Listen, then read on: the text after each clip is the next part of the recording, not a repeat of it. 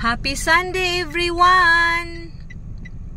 Parang kailan lang matatapos na naman ang taon 2023. Karamihan sa atin ay nabibisi para sa paghanda ng ating selebrasyon, yung tinatawag na Pasko, at syempre yung paghahanda para sa bagong taon.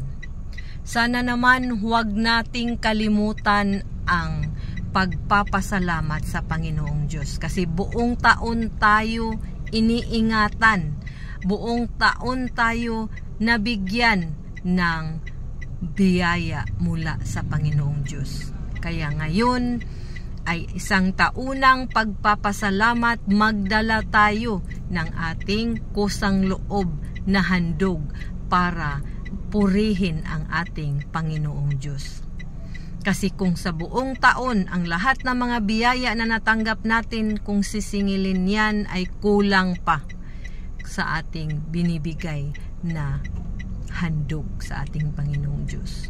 Ang paghahandog ay isa sa utos ng ating Panginoong Diyos. Unahin natin, maghanda tayo, mag-prepare tayo ng kusang loob na handog sa pagsamba natin, mga idol.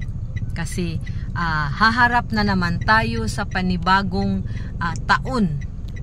So magpapasalamat tayo sa Kanya sa lahat ng mga biyaya na natatanggap natin.